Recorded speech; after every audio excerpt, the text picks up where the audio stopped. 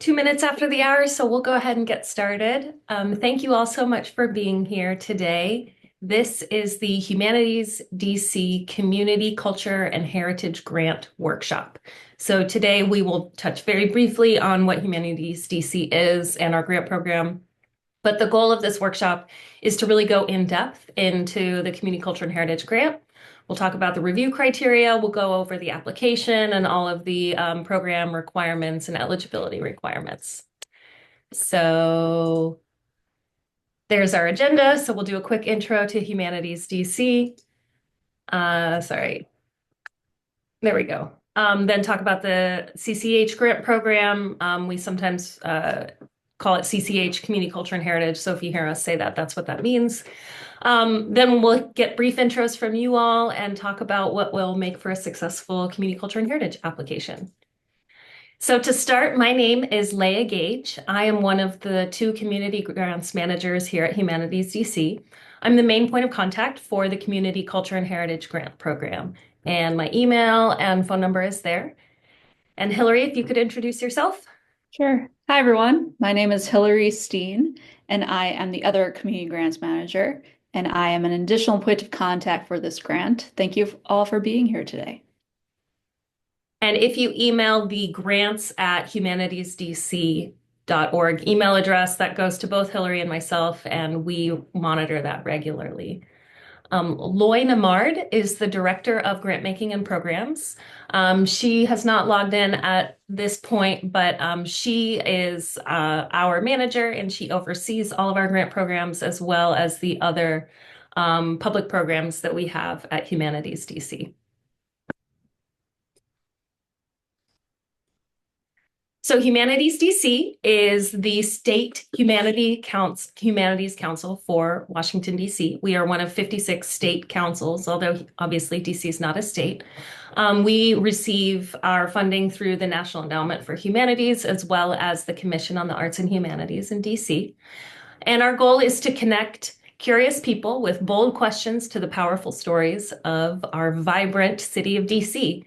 And we do this through basically two channels, through our own curated public programs. So these are programs that Humanities DC designs, our community journalism program, our monthly culture series events, our oral history collaborative, which we'll talk about, and fellowships. And the other way is through funding projects that are outside of Humanities DC through our community grants. So we fund about $1 million to 60 plus grantees across all 8 wards. In 2024, we gave 63 grants out and just over $1 million. And these programs are now open. So Cycle 1 is now open.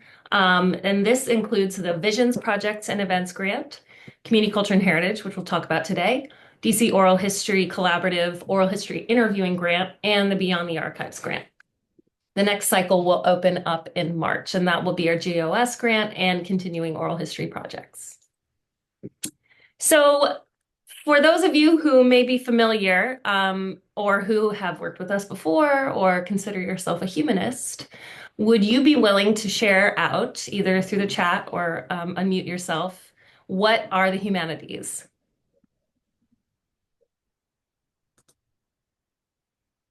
Any brave souls?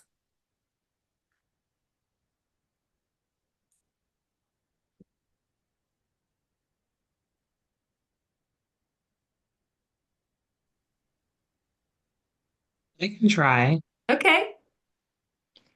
Hi, my name is Charlia, Hi. and I say that humanities are like, I don't know, like cultural, artistic, kind of the study or knowledge of creativity, something like that. Yeah, I love that. The study or knowledge of creativity. Yeah, one of the things that we often say at Humanities DC is it's the study of what humans make and what makes us human. So yeah, definitely looking at creativity, arts, I heard you mention that's definitely included sometimes. So how we kind of think about the humanities are thinking about human stories, how understanding their past, how understanding our present and our future can help us learn. And we do this through history, literature, language, comparative religion, philosophy, and ethics. Those are kind of the main disciplines of the humanities that we define. I see here somebody also wrote humanities are the study of human culture. Yes, exactly. And so at Humanities DC, we're really concerned with preserving, celebrating, researching, documenting DC's culture and history. And so thinking about this as our past, our current expression of our experience now, and our values and our future, these are again, the disciplines, which we'll talk about once we get into the application, because you will need to identify a primary humanities discipline that your project falls under. So the Community Culture and Heritage Grant is part of this effort to preserve the DC community culture and heritage. So the idea of this grant is to expand beyond traditional academia and beyond formal scholarship to really empower residents and community organizations with funding to give voice to stories that interest and represent you. And this can be done by documenting and preserving history and culture, or telling stories or highlighting things that may be forgotten or that may not get enough attention. So possible projects, this could look like written publications, multimedia such as video or audio, maybe podcasts, digital humanities like websites, lesson plans, exhibits and installations. These are all various projects that could fit within this grant program. The idea being that there would be some kind of final product that's available to the public, either at the end of the grant period or that the grant is working toward. And so here are a couple of examples of community culture and heritage grants that we gave out this year. So Mark Beckford received a grant as an individual to host the Caribbean American Museum Takeover. He partnered with other members of the Caribbean American community here in DC. They also partnered with the Woodrow Wilson House, and they hosted a really fun multi-day event where there were speaker panels, there was food, there was dancing, there was music, really all celebrating the Caribbean American community here in DC. And we also gave a grant to Michelle Herman, who worked with another person to develop a book project around Fort Totten and Lamond Riggs. They had done an oral history project previously. Oh, sorry, I just got a strange message. And they so their project is basically continuing their existing project, but turning it into a book that celebrates Lamond Riggs and Fort Totten. Okay, so those are a couple of examples. So now let's open it up if we can. And if you're willing, you can either share out by unmuting yourself or in the chat. Who are you, briefly? Why are you here? And what's your proposed project? Hello, I'll go first. My name is Samantha Leach, and my organization is Flint, which is stands for, it's acronyms that stands for Fostering Love, Integrity, Nurturing, and Trust. And it's named after my grandfather, whose nickname was Flint, and everybody knew him by that name. He was an engineer for the Superior Courts for many years and was an Army vet who fought in the Korean War. But what he was mostly known for, even after, all of those wonderful things that I think were great accomplishments, he was known for the work that he did in his community and how he brought his neighbors and community leaders together to maintain a sense of family throughout his neighborhood. It literally was like the block of homes on his street, which was in the Petworth area, was like one big family. So much so that if you needed something, the back porches had banisters that were low enough that you could climb over to the next porch. And, we had, some people had, my grandfather grew everything from vegetables to peaches to grapes in his yard. But if you needed to get a peach from another person's tree, you climbed over the banister, you went into the yard, you grabbed it from the tree, there was nothing to it. And what I've come to realize is that we've lost that sense of community, where neighbors are not really neighborly. People don't even know their neighbors anymore. And one of the projects that, when this came up, I said I would love to connect people back to like some of the original projects that my grandfather worked on. For example, during Earth Day, we planted a tree in his front yard, and that tree is now taller than his house. And there was a tree 2 doors down in the house that he actually grew up in, that him and his father planted. And that tree is now bigger than that house. But there's so many original things like that that have happened in that community that now that pretty much everybody is gone, they don't even know the origin of those things and what those stores in that neighborhood represented and how people utilized neighbors to get food and grow their own fruits and vegetables and things like that, and what was in those yards before they became cemented garages and things like that.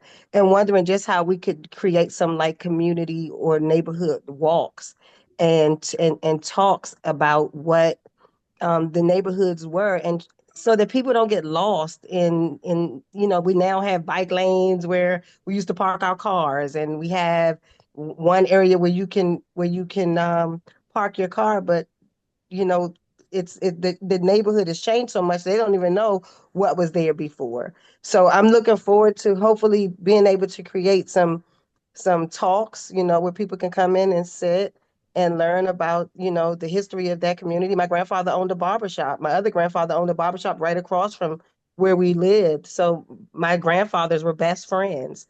And there's so much history there, but the neighborhoods have changed so much that there's no way to really tell the story.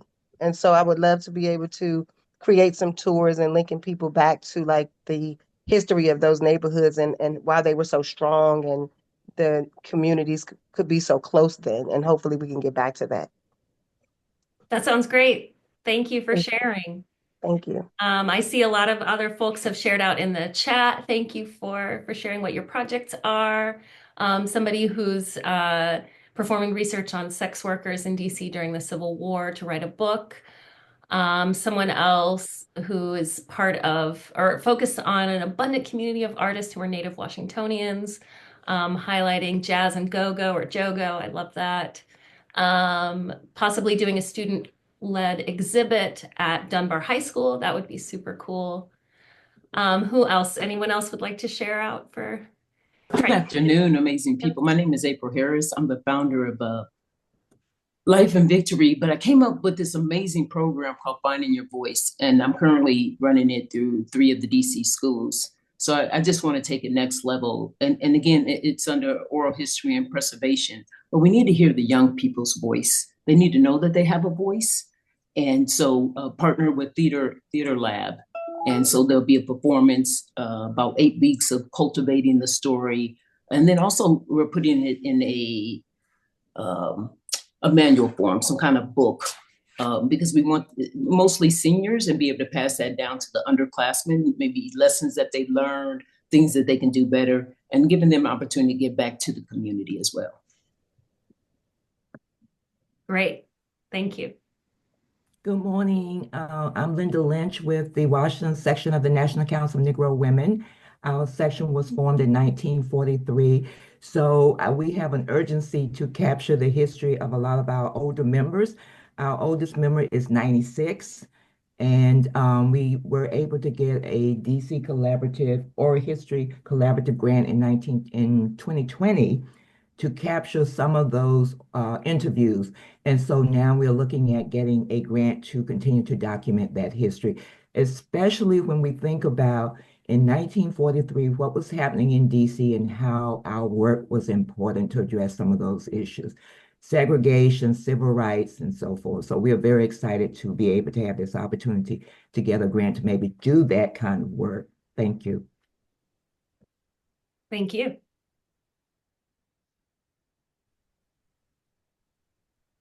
Anyone else wish to share out? I'm Carol Mookman. I'm a local playwright. I am one of the founders of the Organization for Training Others in Need. And over the years, we're 30 years old nonprofit.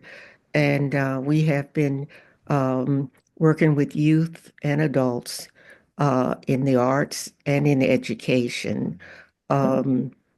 Normally, our productions are about historical events our flagship play would be the history of the Shaw neighborhood.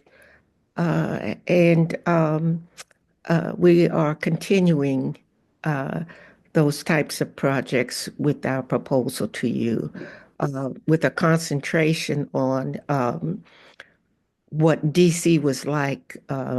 We have people who were who integrated Catholic schools here in Washington. We have people who have served 3 presidents, all Washingtonians, all natives. So it's an interesting project. Thank you. Thank you.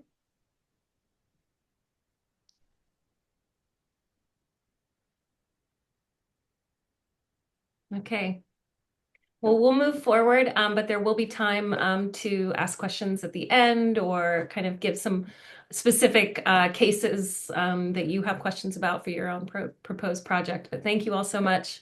There's a lot here in the chat. I'm not going to read it all out, but please take a look. And we're excited to see some of these proposals. And really quickly, before we get into this grant, there were some messages in the chat asking about grant reviewer opportunities. So at the very end of this presentation, we can discuss those. So stay tuned. Thanks.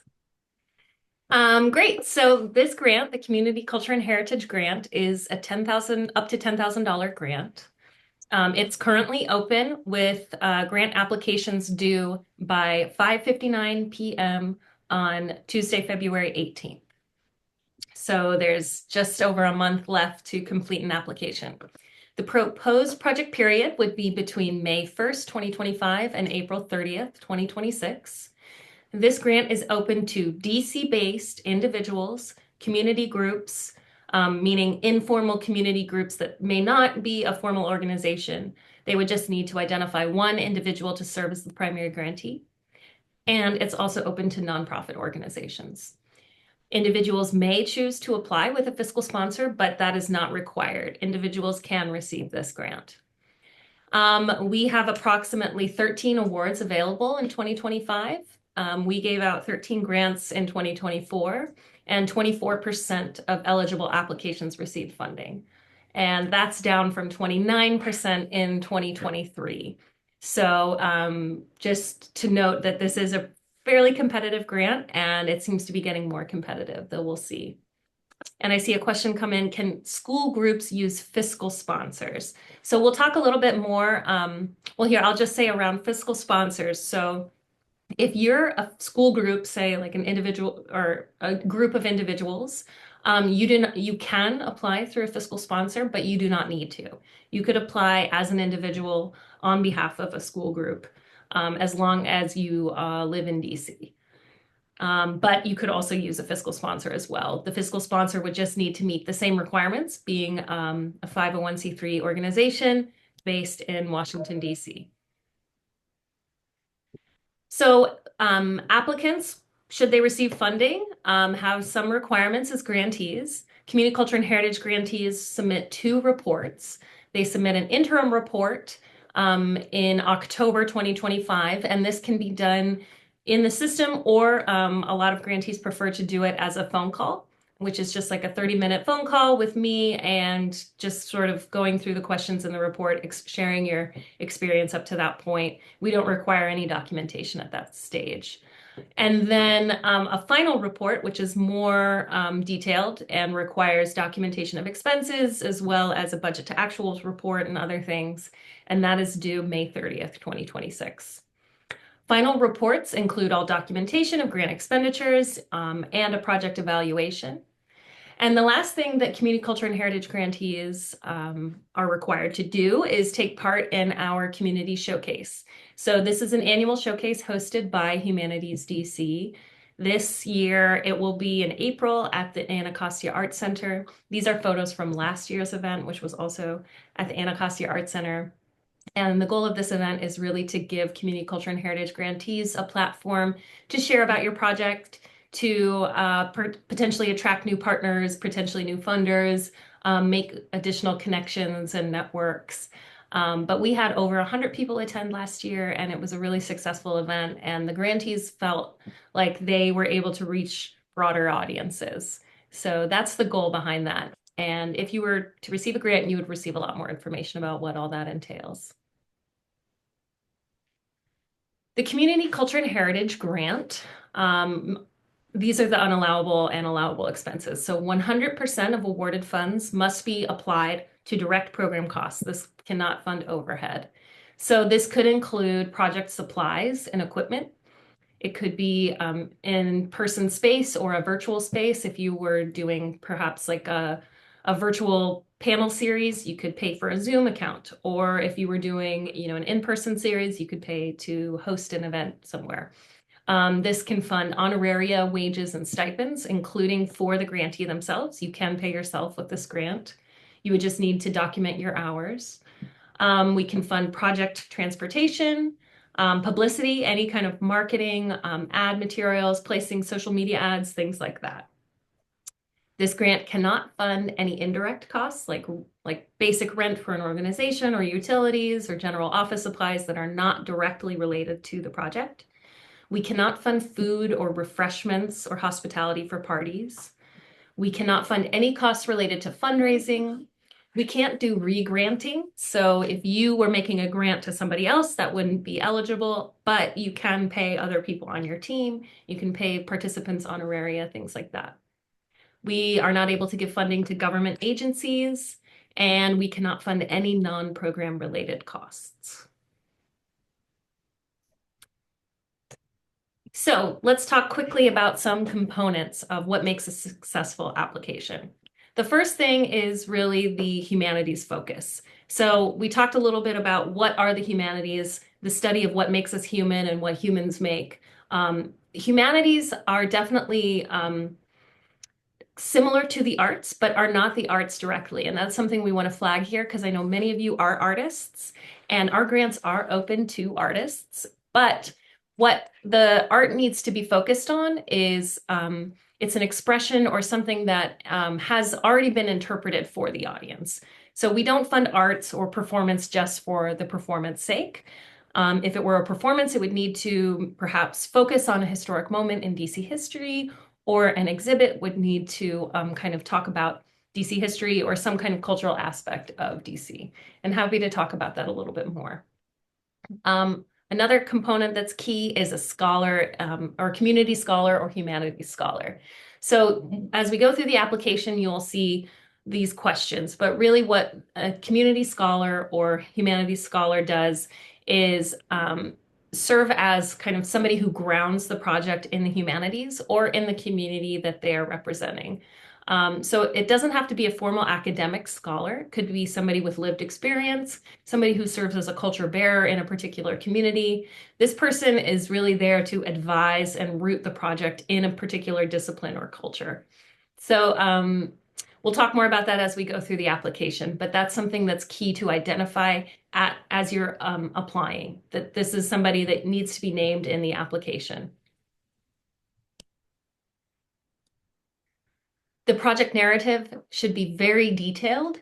You should be able to describe what you're doing, for whom you're doing it, how you will do it, and why it's important that you do it.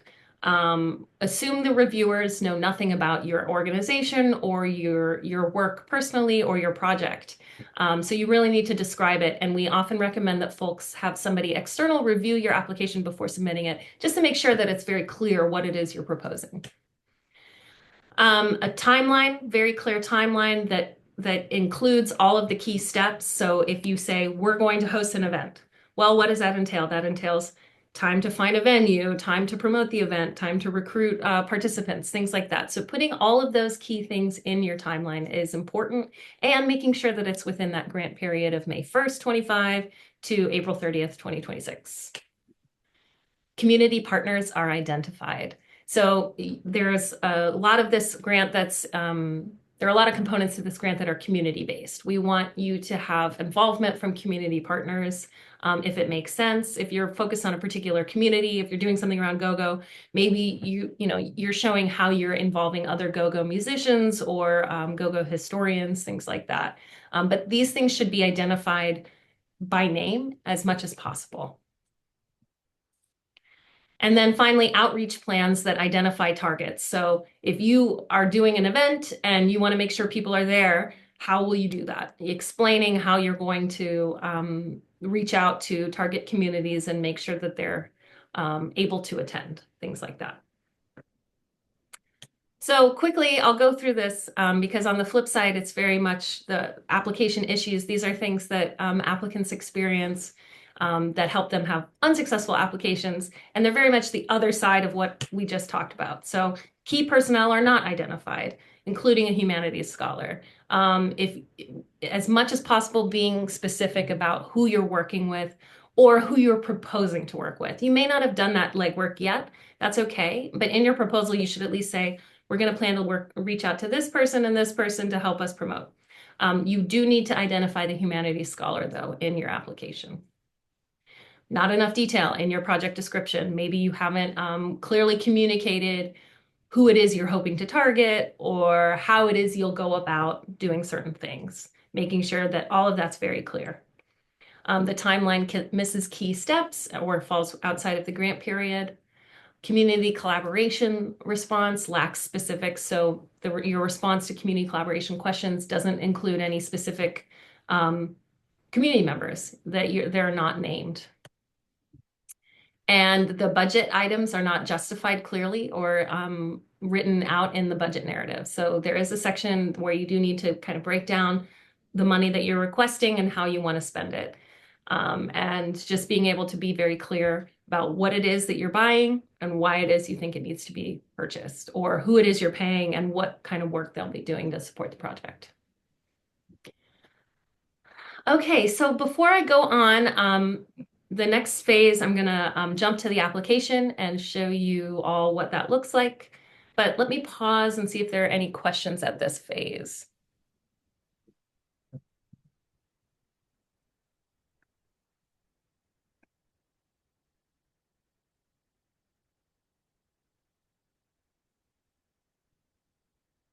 And just to give you a sense of what we're talking about. So if you go to the Humanities DC website, all of our opportunities are up here at the top, and you can scroll down. This is our homepage.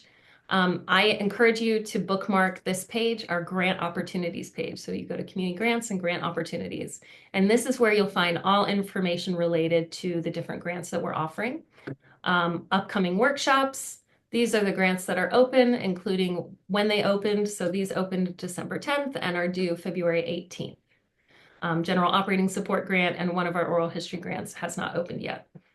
Applicant support opportunities. We have a recording of a general info session and then applicant resources. And what I want to point to are the grant portal instructions. This will tell you how to log in to our grant management system. And so I won't go into that here, but this describes how to create an account. If you've already created an account, then please don't create a new one. If you've already applied for a grant, you can just log into your current account. If you don't know your password, let us know and we can help you fix that. Or you can just click Forgot Password. And I see a question here on how hard is the deadline for the statement of clean hands? So that needs to be, that is going to be requested during the during the award phase. Let me get back to you on that question because I'm not totally sure and I should be. So let me get back to you on the clean. I can jump in on that, Leah. Thanks, Lori. Yeah, that'd be great. Yeah, so like Leah said, the Clean Hands certificate is not required for the application. If you get chosen for funding and you become a grantee, then alongside the acceptance form, you would have to submit that Clean Hands certificate. And that certificate must be dated no more than 30 days before it is sent to Humanities DC. We do encourage you to at least be aware of the process to get a Clean Hands. It doesn't take very long, but it might not be something you can get immediately. But again, for the application, you do not have to worry about that. Yeah, so yeah, it can take sometimes, yeah, there you go. So yeah, it can take sometimes half a day or so, sometimes longer to get a Clean Hands, but Hopefully that helps. Any other general questions around the grant, some of the eligibility requirements, things like that? I see a question around, for a written publication, does it need to be published by the end of the grant period or in final form? So if you're proposing to complete a written publication during the grant period, then yes, you would need to do what you had proposed. But if what you're doing is proposing to complete a portion of research for a publication that is eventually intended for public consumption, basically you just need to do what it is you say you'll be able to do during that grant period. So because you would be part of the community showcase, there would need to be something public that you would need to present, a 5-minute presentation about what it is you've researched or things like that. But if you're not totally done with the book and you didn't intend to be done with the book, maybe the project was just to do a certain piece of the book, then that is what you would need to be focused on. And then I see a question, if you don't spend all of the grant money, do you have to return the remaining funds? Yes. So if grant funds are not fully spent, those do need to come back to Humanities DC in any amount.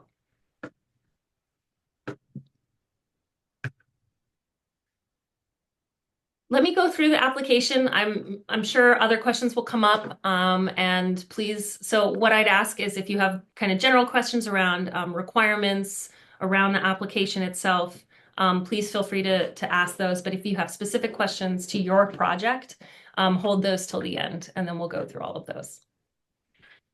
So right here, this is the grant application. This is what it will look like when you log in as an applicant. And the first thing is we talk through the review process. So Hillary mentioned this, but we engage a fully external grant review process. Staff and board do not make funding decisions. We typically bring on about 60 to 70 volunteers like yourselves, folks who have experience in the humanities community, maybe former grantees, current applicants, academics, volunteers who are interested in reviewing our applications. Reviewers review about 15 applications over a 3-week period. And at the end of the grant period, if they complete the review, the end of the review period, if they complete the review, they receive a $250 honorarium. It's a great opportunity to learn more about our grant process, and it's something we strongly encourage. And there's a way to sign up on our website. If you go to the website, you'll see become a grant reviewer. But so that's something to keep in mind as you're completing your application. These are folks just like yourself. These are individuals who are part of the DC community that are reviewing your application. So like we said, they may not know anything about your project. They may not know of the work that you do, even though you're so deeply entrenched in it. So thinking about who your audience is and who the reviewers are. But we'll also talk about all of the review criteria as we go. So this first section is just the applicant information. So this is where you will note whether you're applying as an individual or as an organization. And again, if you're an informal group, you would be applying as an individual with one person serving as that primary applicant. You would indicate the ward in which you are located. We ask, how did you learn about this grant opportunity? Just please let us know there. And then this question is a brief question asking about your previous Humanities DC grant experience. This question is not viewed by reviewers. It's not scored. This is really more internal, just to give us a sense of what are folks' process to get to this point where they're applying for a grant. Have they worked with us before? Have they received funding from us before? But reviewers don't take that into consideration and don't give additional points or remove points if you've been a grantee in the past. So if you're applying as an individual, the next section would be individual information. Basically, you would provide a brief statement about yourself and what motivated you to apply for this grant and do this project. You also need to provide some kind of proof of age and DC residency. So if you have a DC driver's license, that would work. But if you don't and you want to use something else, we can accept passport, we can accept alternative forms of residency, such as a utilities bill or a bank statement, and these can be uploaded here. And also, reviewers do not see this as well. They don't get to see your driver's license or anything like that. If you're applying as an organization, you'll just need to answer a little bit more information. The annual budget for your organization. There's no requirements around this, but this just kind of gives us information and helps us understand who's applying. You would provide an organization profile that includes your mission statement, a brief history of the organization and its foundings, and how this project will support your goals as an organization. We ask you to include the number of full-time employees, and this is really it's information for us, but it also opens up a section around ADA compliancy. Not all organizations are held to the same ADA compliancy requirements, but if you have 15 or more full-time staff, then you do need to be ADA compliant and include that information. Then the next question is the organization serving as a fiscal sponsor? So if as a reminder, if you're using a fiscal sponsor, the fiscal sponsor is the applicant and they would be the grantee. So they would be the ones submitting the application. So I see here a question: what are the main criteria for fiscal sponsorship? I assume they must be a DC-based 501c3. So those are the main requirements. The only other thing that we talk about with fiscal sponsorship is that fiscal sponsors may take no more than 10% of a given grant for themselves as an administrative fee. So in this case, it would be $1,000. So that would just be something to consider. We don't require fiscal sponsors, or individuals may apply for this grant. But if you are applying with a fiscal sponsor, then yes, you would need to fill out the same information. So the fiscal sponsor organization would be filling this out, and then this piece would be filled out to represent the sponsored entity. So that individual or community group that's serving as the sponsored entity. If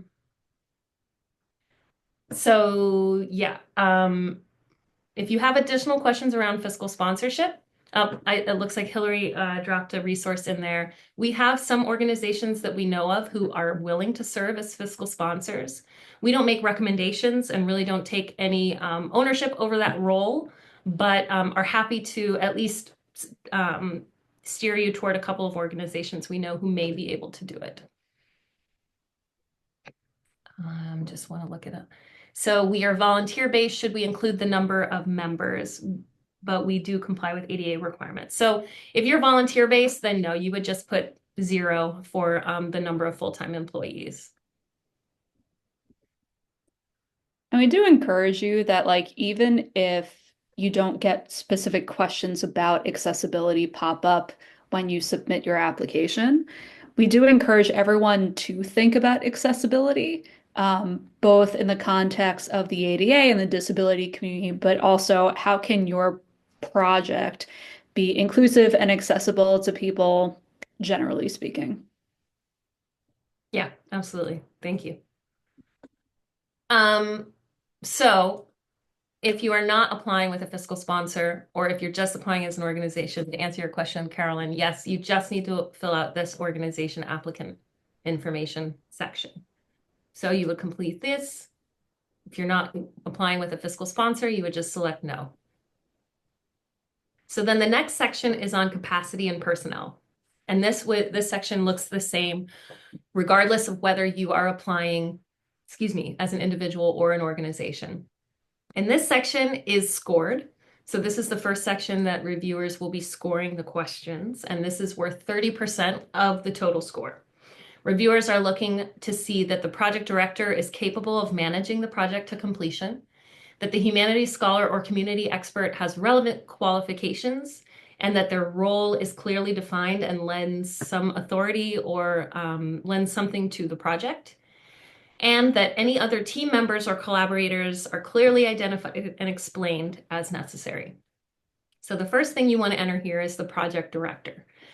If you're applying as an individual, chances are that you will be the project director, but not necessarily. The project director is typically the person who's the first point of contact on the project, or the main point of contact, and that is really overseeing this project to completion.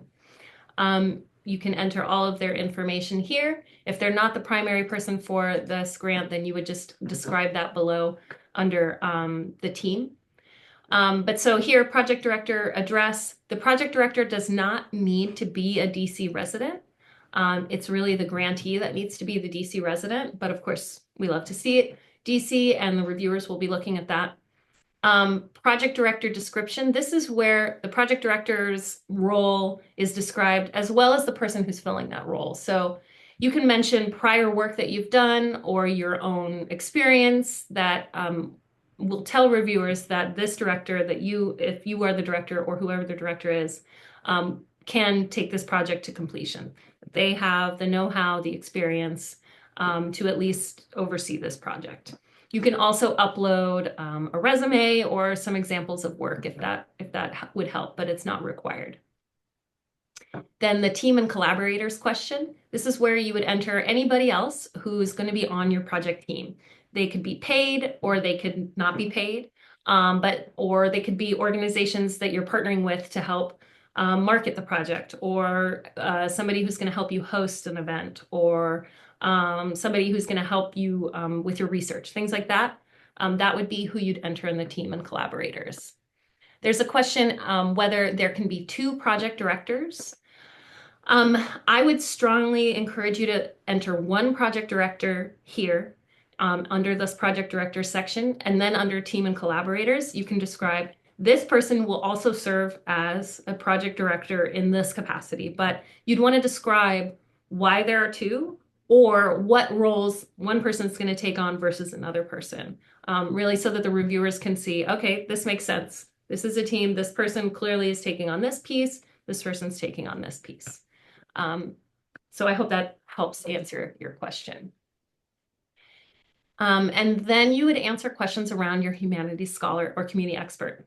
Again, this is somebody who contributes their expertise in a humanities context to the project design, implementation, or evaluation. Humanities scholars may have formal training, or they may not. They could just have lived experience as a culture bearer, public practitioner, or community historian. So you would enter their information here if they have professional affiliation, but that's not required. And then you can upload a resume, or if they don't have a resume, some kind of a bio to describe this scholar. And then describe their qualifications and how this person will lend intellectual authority to your project.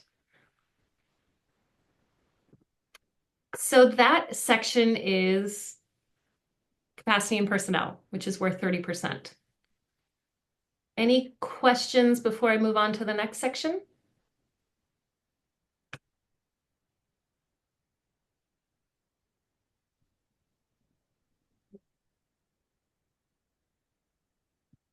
Okay, the next section is the project description, feasibility, and timeline. This is where you describe what it is you're going to do and how you're going to get there. So this is also worth 30% of the total score. And reviewers will consider the following. The applicant has provided a clear and detailed description of the proposed project and its activities. The timeline is within the grant period and is feasible. The project has a thematic connection to Washington, D.C., and is accessible to the public. There is a clear connection to the humanities, and achievable goals or impacts are described, and the applicant has a plan for assessing the project's success. So here's where you'd enter the title of your project. This can change over time. We know that grantees sometimes change their project name, but this should describe what it is that you're doing for the Humanities DC grant reviewers. Amount requested, you may enter up to $10,000. We don't discourage folks from requesting the full $10,000, and grantees or applicants don't get any additional points for requesting less. So definitely request the amount that you think you would use or need to conduct this project. You would select your primary humanities discipline. We know that this can be tough to fit a project within one humanities discipline, but do your best to select the one that you think best fits. And then under your project description, you can describe more of the humanities disciplines if you think it touches on others.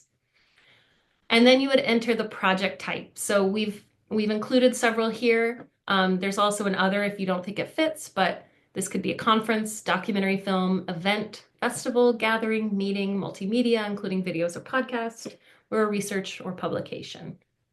And if you select other, then please just describe what it is that you're looking for. This project summary, this is a very brief summary, so this is only 750 characters. But this kind of should be a very quick description of your project. It answers the who, what, when, where, and how. And this description could be used for external purposes. So this is what staff at Humanities DC would use to put up on our website when we're describing projects and past funding. This is really the more detailed description. So this is 5,400 characters, which is about 3 pages. And this is where you will really describe in detail what you're proposing to spend these grant funds on, what activities you're going to carry out, or any activities that may not be directly funded but are made possible because of the grant. So if your project focuses on telling the story of an individual or a community, how will you ensure that you have the subject's permission and support throughout the completion of the project? That's another key piece that you want to make sure to answer those questions in this description. And I see a question here. Can this include a project that includes travel? Yes.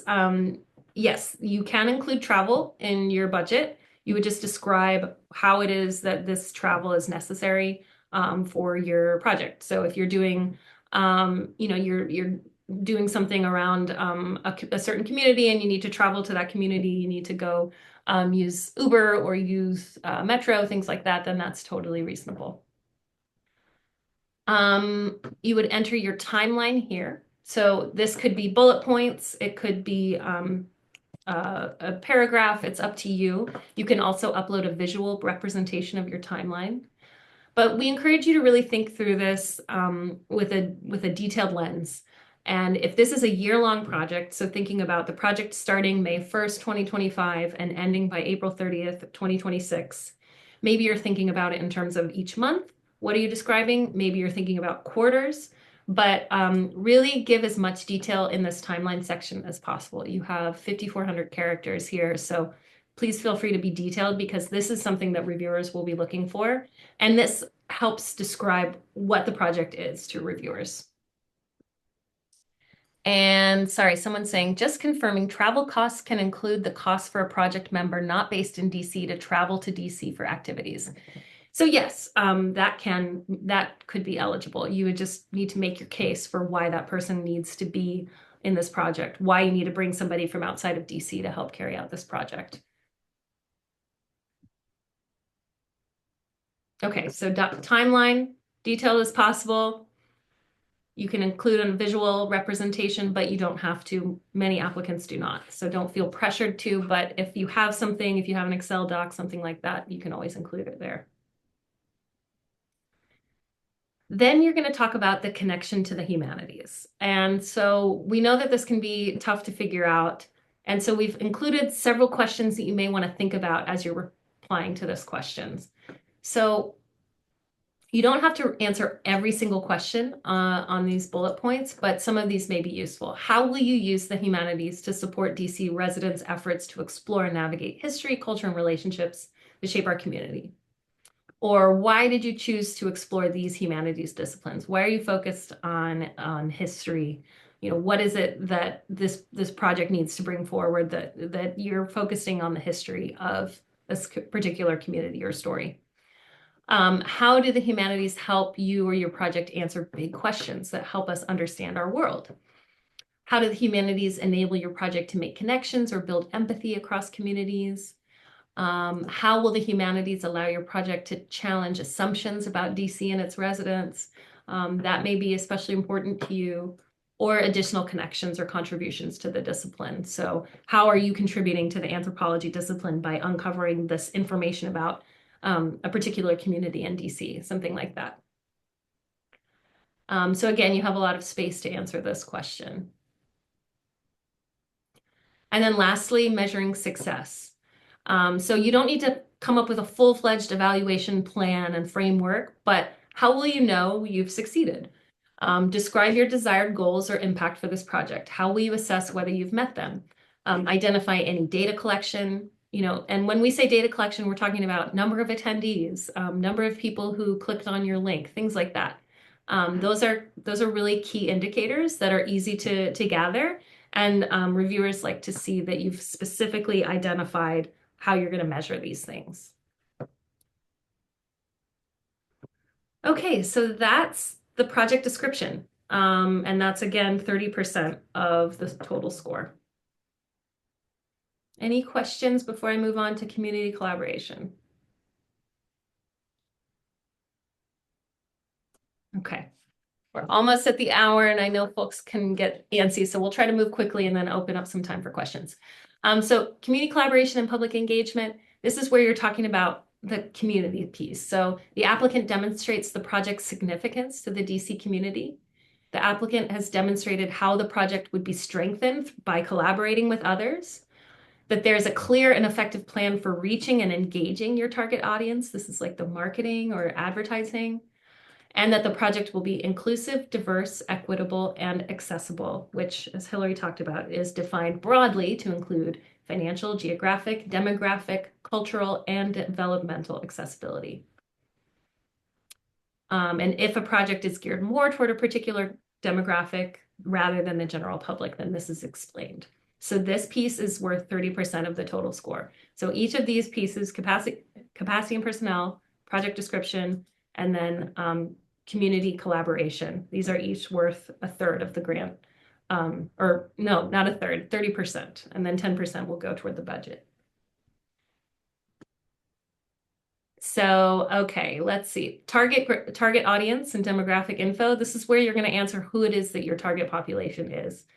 If it's the general population, then you can enter that. But if you're targeting youth, you might just include these demographics. But that's how you would answer these questions, as well as the race and ethnicity of your target audience. Again, you could include specific ones, or you could just say general population. And then the wards served. Which wards are you hoping to reach? Are you hoping to reach particular wards or the whole city? Then you would just select them all. Program collaboration and community involvement. So explain how your project will be strengthened through collaboration and community involvement. We've said this multiple times, but this is where you're going to talk about how is that going to add to your project? How is reaching out to multiple public schools in various wards, how does this strengthen your project? Is it giving you additional viewpoints? Are you reaching folks who may not have, are you getting underserved voices, things like that? What role will they play in the promotion, development, funding, and other aspects of the project? Describe how the project will solicit community and/or public scholar expert input during the planning and other stages. This is a new question that we're asking this year a little bit more directly, but the significance to the DC community. This is where you get to make your case for why this project over others should get funding. Describe the reasons this is necessary to the public humanities landscape of DC. Consider whether your project uncovers an untold story, takes a unique or innovative approach, engages an underserved or underrepresented community, or other aspects of your project that are important to showcase. And then lastly, the outreach strategy and community engagement. Describe the communities that are your target audience, and how you will make them aware of your project, how you will engage them. These projects must be inclusive, diverse, equitable, and accessible to the public, and include some portion of free or affordable programming. So this is a question that comes up. If I'm hosting an event, can I charge for it? You can. But reviewers will take this into consideration as to the accessibility of it. If you're charging a nominal fee that you feel like is still accessible to the community, then you can describe that. But so that's something to take into consideration. But also generally, like, are you hosting events in places that are accessible to public transportation? Are you hosting events that certain communities may have more access to than others? How are you thinking about that accessibility piece? You can talk about this here. So yeah, these are questions. They're not a ton of questions to this section, but they're important, and they're each worth taken together. This section is worth 30% of the total score.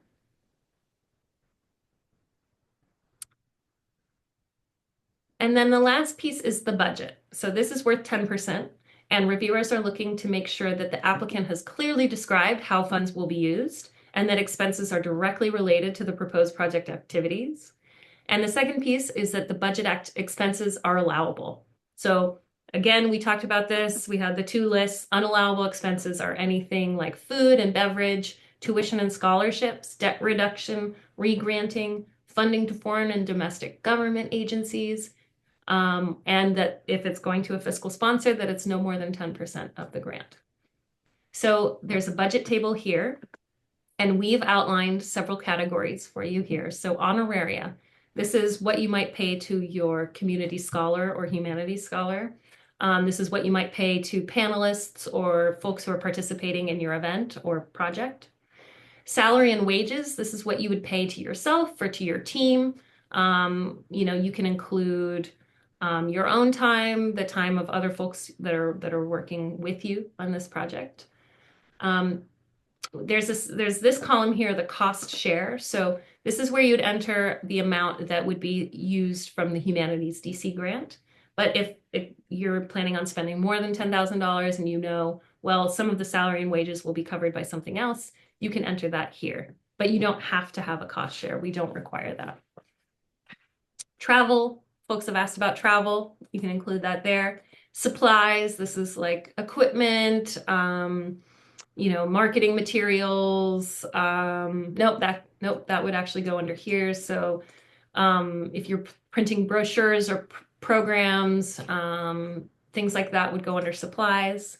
Anything related to marketing, publicity, and promotion would go here.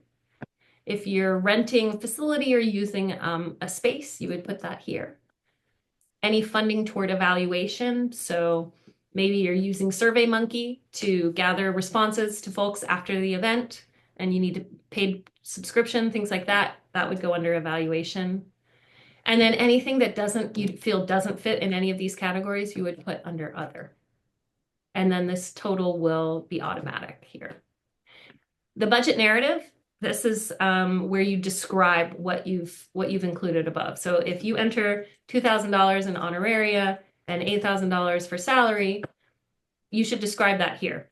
The honoraria is going to be reaching this person, this person, this person. We've identified this amount because we feel XYZ. Salary is going to go toward this person, these hours that they plan to work to carry out XYZ. This is really important. It's just one question, but it's very important because this table doesn't give a lot of details, and reviewers won't necessarily know what it is you mean when you say, I want to spend $2,000 on honoraria. So just, again, be very detailed. We've said it many times, but describe exactly what it is you plan to spend.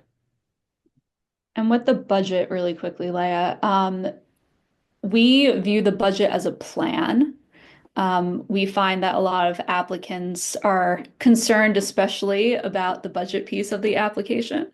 So when you're creating your application, just be aware that this is a plan. This is what your ideas are. If later on during the project period, things change, or if perhaps the costs that you expected at first aren't the actual costs later on, you would have opportunities to update your budget.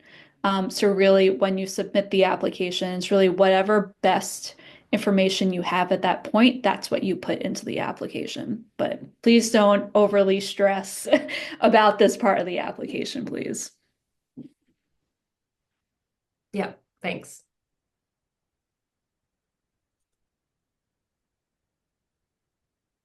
Any questions around budget?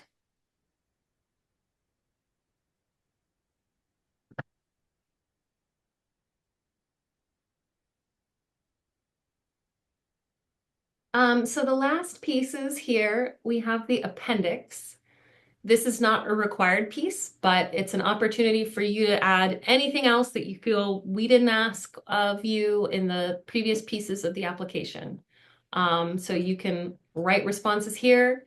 You can upload documents. You may upload letters of support from community members. You could upload past flyers for events that are similar to what you're proposing.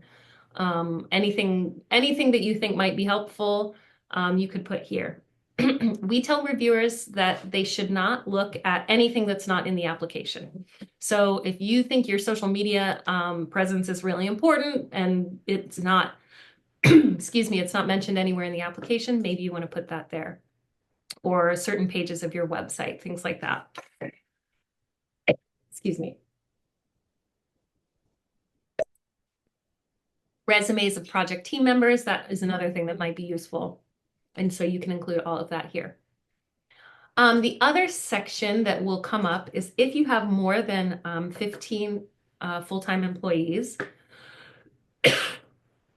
then there will be a section around ADA accessibility. So as Hillary said, there's many different ways to define accessibility. And we want all of our applicants to think about accessibility and how accessibility is broadly defined. But legally, for ADA accessibility, if you have more than 15 full-time employees, then you need to respond to some of these accessibility plan questions. So you'll describe your organization's process for formulating an accessibility plan, as well as your own current accessibility status. And then if you're hosting an event, you'll need to talk about how this event will be accessible and any plans or current progress or status that you have in place. So this will probably not impact many of you, but it's something to keep in mind just broadly anyway.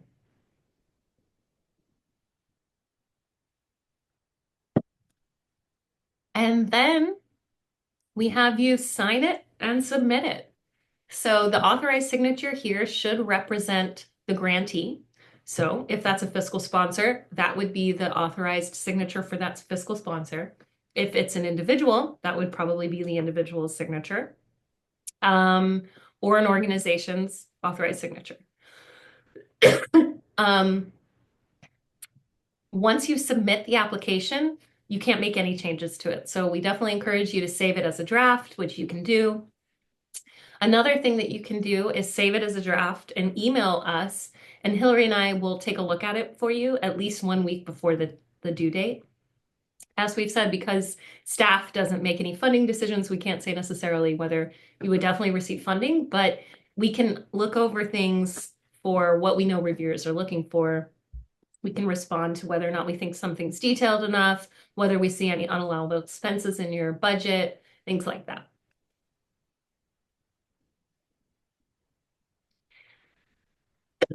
And I see a question for around, for written publications, do we need to meet accessibility standards, i.e. large print, etc.? You don't need to, no, it's not a requirement. But if you're able to speak to how you might make certain things more accessible, or whether you've thought about that in your presentation or in the written publication you're making, you can certainly include that. But it is not a requirement. Yeah, the section that focuses on accessibility specifically will pop up if your organization has at least 15 employees and or you'll have an event, a public event. So for something that is written down, or if you're like a very small organization, you want to update your website, the accessibility section will not pop up for you.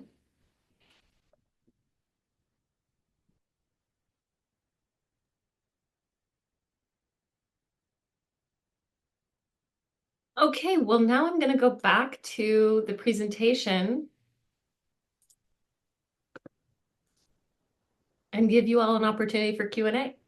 So that is the full application. I'm happy to go back to it, look at certain sections, but this is really your opportunity now to ask questions.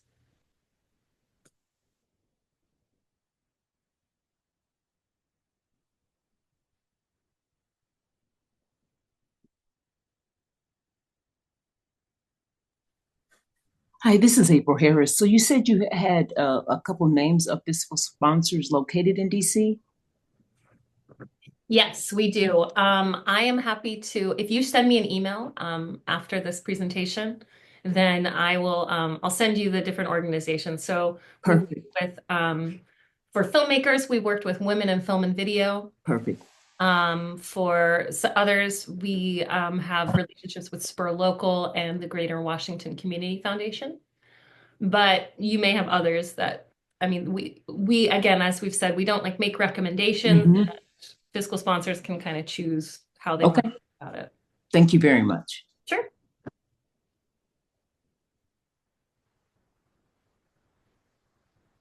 Quick question. Are letters of support required for anyone who's not using a fiscal sponsor? No. No, we don't require any letter of support. Thank you.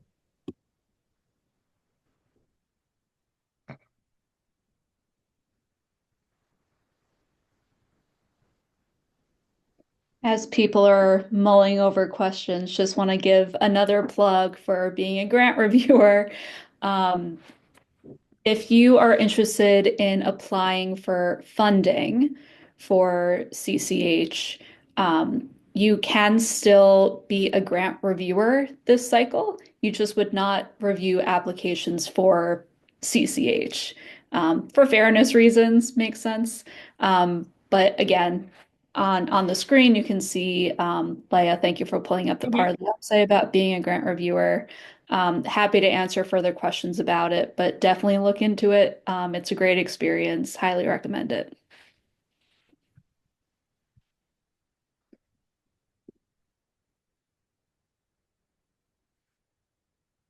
Yeah, there's an instructions here for how to apply.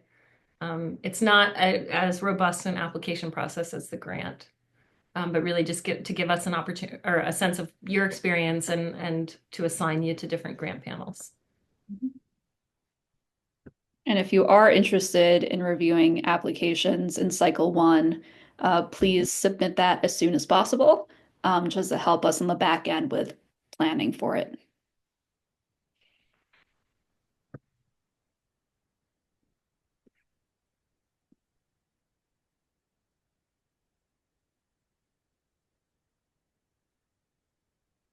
A question just came up in the chat.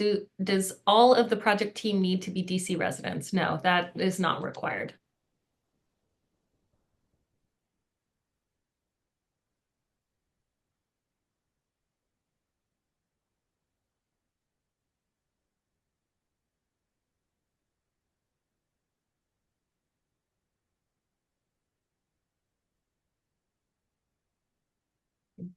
Before I can commit.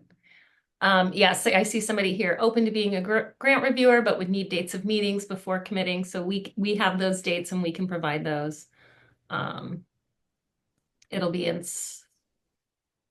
Yeah, well, we can, if you're interested in reviewing, let us know, and then we'll let you know what the details are. Can we apply for a grant as an individual without belonging to an organization? Yes, you can. Individuals may apply for community culture and heritage grants.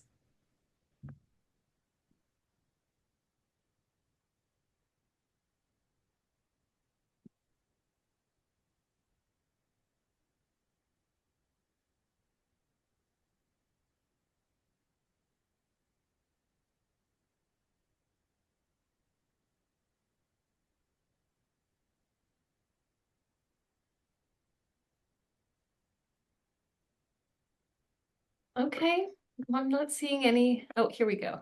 If we apply for this grant, can we apply for the others for different projects? This is a great question. I haven't covered this. So in most cases, no. You may only apply to one grant in this cycle, unless you are also applying to receive an oral history interviewing grant. So in this cycle, individuals, organizations can apply to 2 grants as long as one of them is the oral history interviewing grant. So you can apply to the oral history interviewing grant, which is just to collect new oral histories and do oral history projects through the Oral History Collaborative. Or you can, and as well as applying to the Community Culture and Heritage Grant. You can apply to oral history interviewing and visions. You could not apply to visions and community culture and heritage. So I hope that's clear. And if you're interested in learning more about oral history interviewing, we'll be doing a workshop just like this on Wednesday. And you are more than welcome to attend that workshop as well. So I see somebody asking, Erica asking about if this is better or the individual fellowship. How do they differ? So that's a great question. The individual fellowship is also, so we offer an independent practitioner fellowship. That application is due very soon, I think the 20th of January. And that is also a $10,000 grant. However, that grant is paid out in $1,000 increments over the course of 10 months. It's also more of a cohort-based model. So fellows meet monthly, virtually as well as in person, to kind of talk through their projects, talk through their research, whatever it is they're working on. The Independent Practitioner Fellowship does not need to have a particular project focused, proposed. It is more of like a general operating support for individual humanists. So this could be for ideation phase. It could just be sort of as you're doing your general work. Whereas the Community Culture and Heritage Grant, you do need to propose some kind of a project or a public facing thing. The funding is received upfront in one grant. We don't have a cohort model, and we don't meet monthly, and there's no monthly distribution of the funds. So those are some of the key differences. You could apply to the Independent Practitioner Fellowship as well as the Community Culture and Heritage Grant, but you would only be able to accept one. And so you'd likely find out about the Independent Practitioner Fellowship first. If you got it and you chose to accept it, then we would just not review your Community Culture and Heritage Grant application.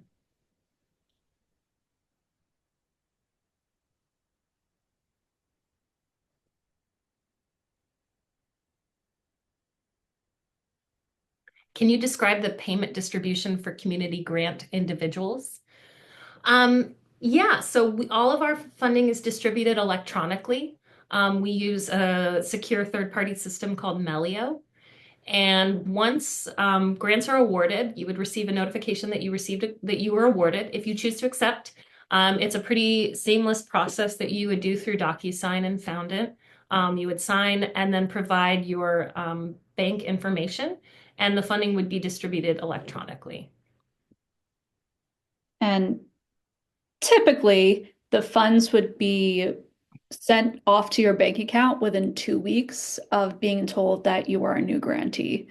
So this whole process moves very quickly. And we expect to distribute funding in one part. So we expect that funding would go out, the full $10,000 or whatever it was that was requested would go out in one distribution. And Humanities DC does not provide tax advice. So if you're an individual and you're figuring out if you want to apply as an individual or through a fiscal sponsor, we recommend, if you have questions around taxes, to talk with a tax expert or an accountant to figure out how that might affect you personally.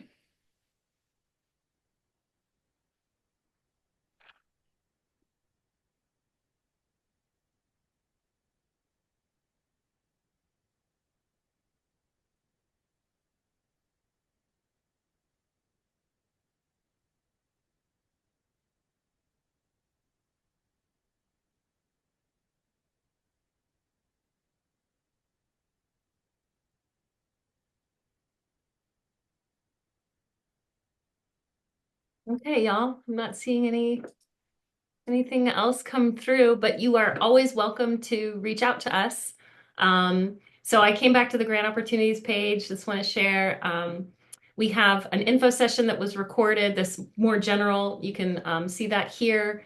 And then we are going to upload all of these sessions, including today's workshop, to our YouTube page, which is linked here.